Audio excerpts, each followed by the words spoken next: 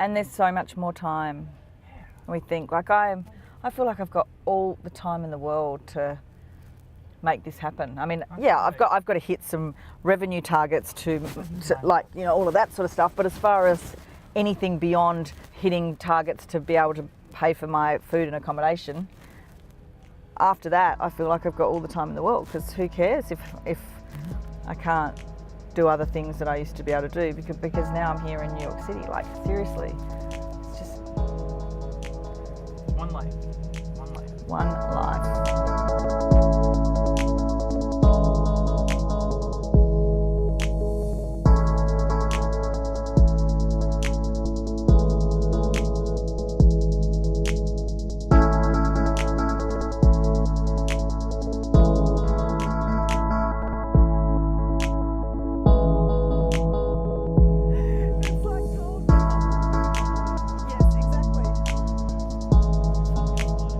I bet Ed Turney wishes he was with me right now.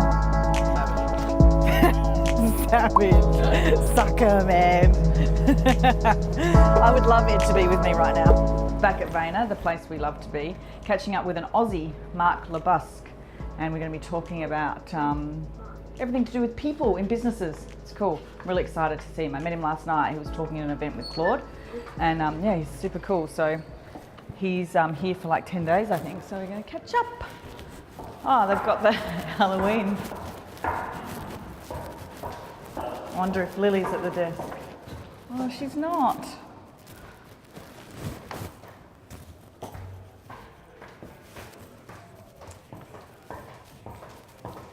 Halloween looks cool. Hey. Good, thanks. I'm here to see Mark LeBusque, who's in Claude's area, I think. Okay, sure. I'll let him know you're here. Thank you. If you guys want to take a seat, you guys want water in the meantime? That would be amazing. Yeah. How are you? Good. How are you? Yeah, good. Good to see you. How's it going, Jason? This is Jason. Nice to meet you. I'm Mark. And Corey. G'day, Corey. How you going? I think the conversation about managing technology is so old. Yeah. It's so boring. It's like, are we still talking about this?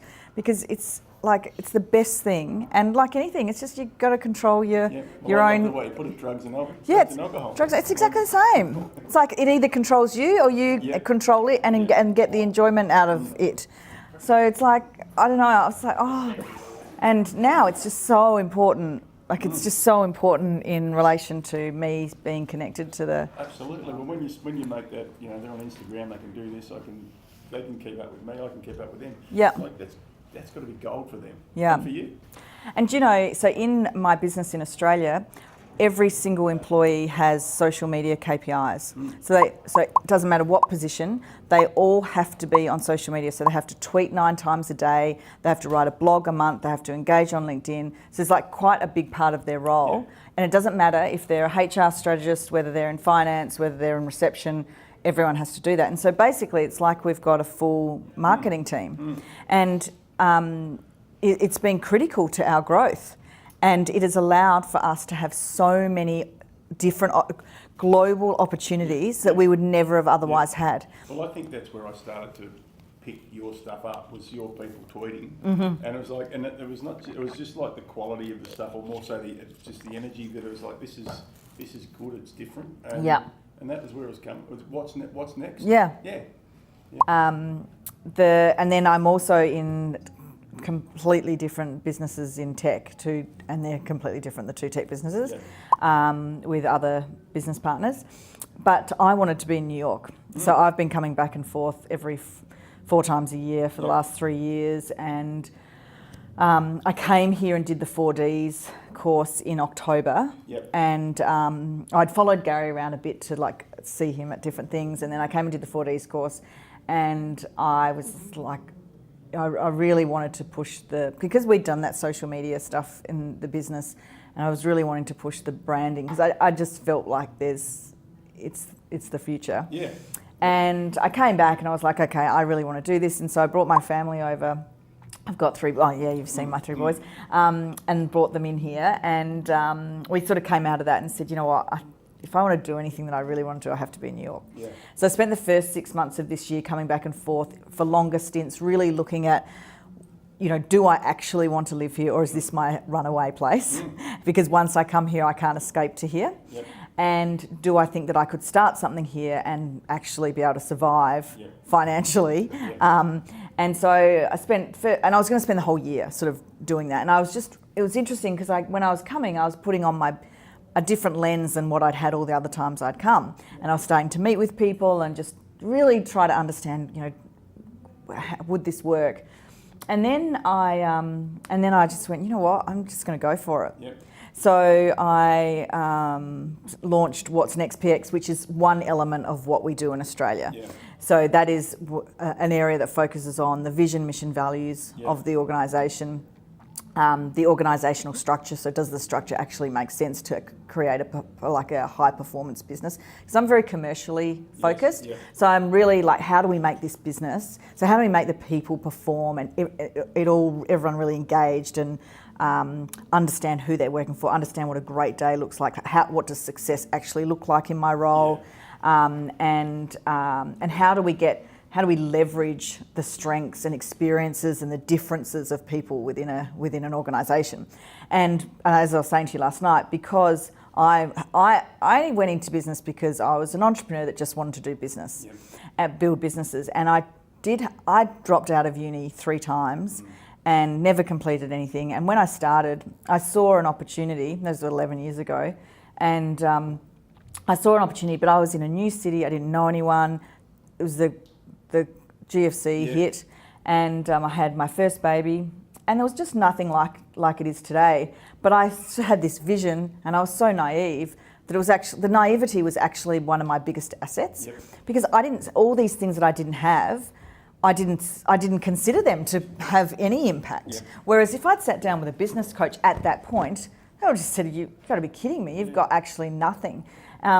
So I just went on my way and did that. But then, as I was saying to you, I learnt so much from being an employer and all the things of trying to learn as I go, and then as the business grew, and then times when it had to, come down because of issues and all the different things, and then my personal journey of being an entrepreneur and not being the best manager, but just wanting to do these amazing things and couldn't really understand why people just wouldn't come along for the ride, and like all these things that I was just going through. And so every time I went through something new, and I'd be sitting on planes going, my structure just isn't working, and I'd do these processes, and then I'd finally nail it, and then I talk to clients about it, and they'd go, "We need that," and then suddenly it would become a major product. And then I didn't do vision, mission, values. I did it for my own company, but I didn't even consider that being part of our services.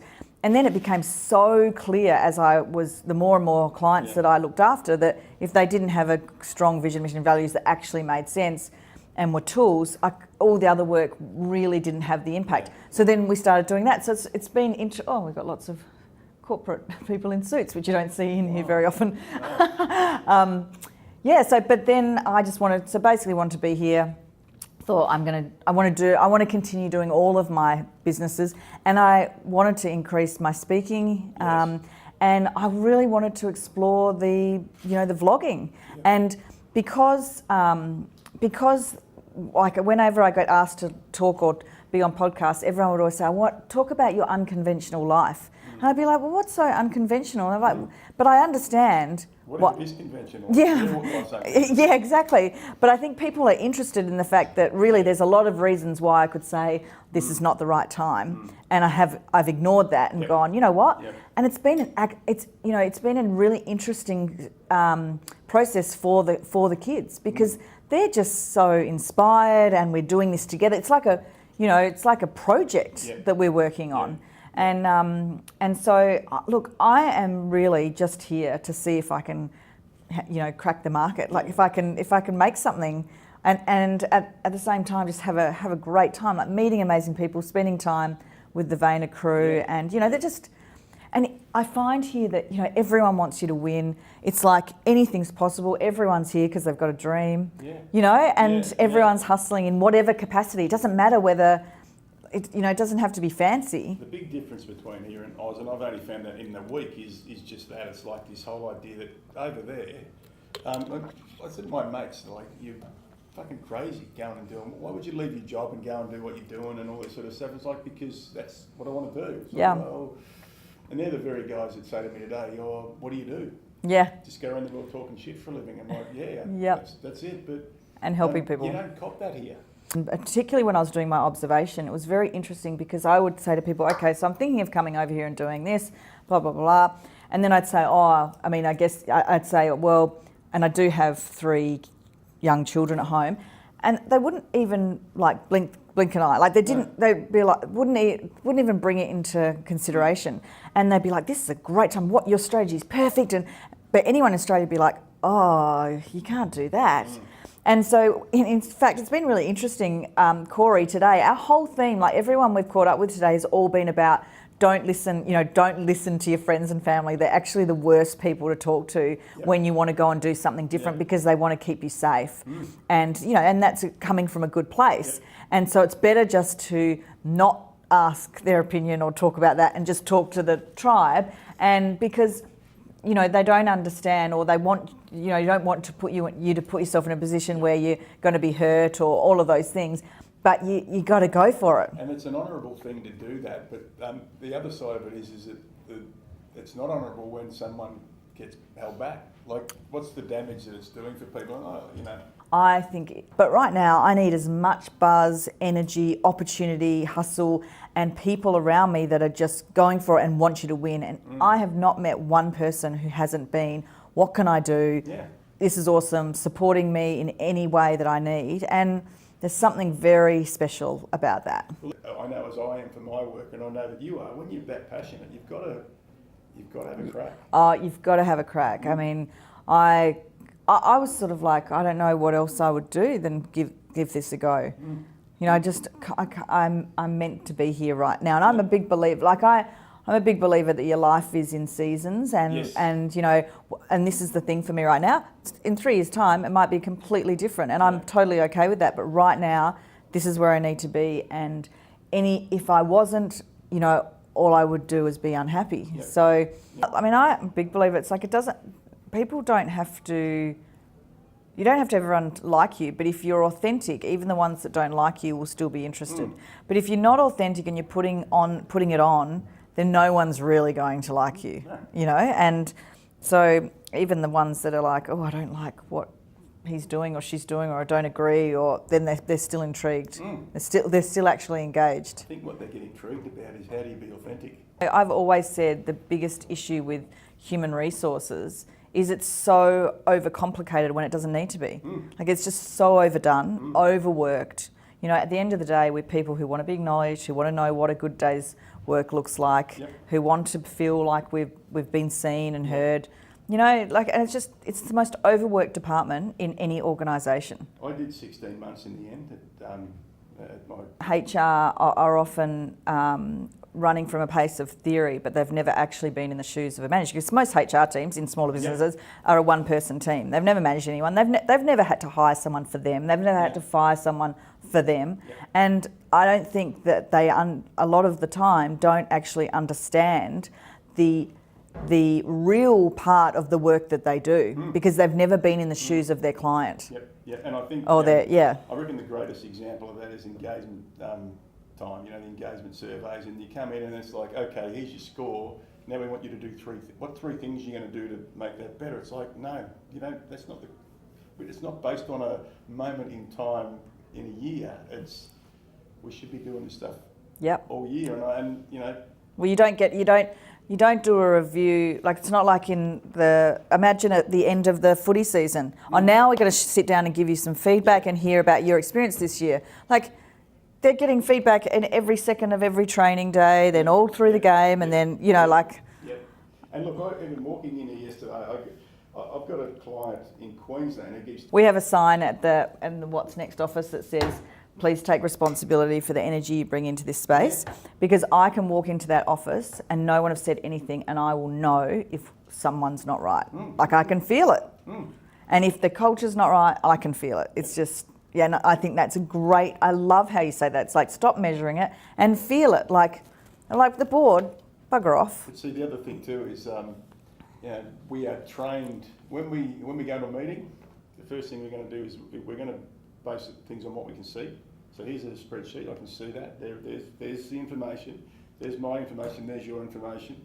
The next thing is we're going to start rolling our experiences into it. It's more about like, well, we've had this happen before and it didn't work and da-da-da-da.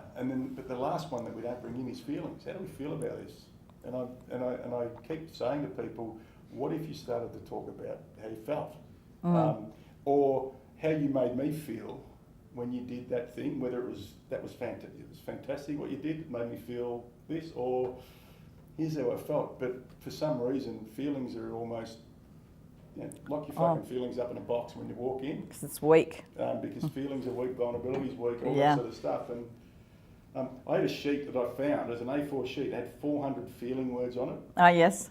And I gave it to my people, and I had one person in my team who, she couldn't unpack her mental suitcase at the end of every day, so she would just fill it up with feelings and shit until it burst open. So every day I'd be like, tell me how you're feeling this morning, tell me how you're feeling at the end of the day, what's going on, unpack your mental suitcase, take a few pairs of socks out or whatever it is. But just giving that to managers. Yeah, we've got one that we gave to the kids. Yeah. It's like, instead of getting angry, find a word that actually explains how you're feeling. Yeah. Well, I have just loved meeting you. Yeah, same with Mark. It's just as weird how it's happened because, as I said, I did seriously started following you guys from 4 years ago because it's like, this is good. Like, Thank you. They know what they're doing. They're different and they're at the edge. So I'm wrapped, and it's just New York City. Oh, and I mean, this will be the only place we meet from now on in New York City. Well, so. Yeah, but like it's so awesome, and it was great to hear your story last night. I loved it. I think you represent Aussies very well here. Nice. Good. Bogan. Yeah. Bit of a bogan. Say it as it is. You know what a bogan is, don't you? Bargain? A bogan. A bargain. So they can't even understand what we're saying. No. We don't even know what a lift is. It's like I told them that before. Yeah. Would it be like a redneck? Yeah, it's a redneck. Like the Outback? Yeah, like it's like, it's the bogan? guys that get around in the big pickups with B-O-G-A-N? Yeah. I said it earlier today, but yeah, sometimes like just, words come in and out. Yeah, I know. Yeah, what do you have a crack? Having a crack? Is that what you do that too? Yeah, he said it too. And I was going to say, calling his mum a tough old bird is a compliment. Yeah, she's a tough old bird. A bird. That Bird means not a good name. A bird in that's bad. You call a girl a bird in America. That's what he called his mother. Yeah. So what are you doing now? Are you heading off again? Yeah. So we're going to. I'm going to an appointment without these guys. Cool. Can I go and grab another couple of copies of this, and can I give you a copy of you? Oh my God, I'd love that. Let me go and see if I can let into. And you've even got the T-shirt. No rush. Yeah, no rush. It's all good. So, theme for the day is follow your dreams. If you want to do something, just do it. Don't worry about what anybody else says, because what is normal for others is not normal for you. So just, if you want to do something, go for it. We've got so much more cool stuff coming your way. So if you haven't subscribed yet, you definitely should. But I'm so glad that you guys are coming along for the journey with me here in New York City. See ya.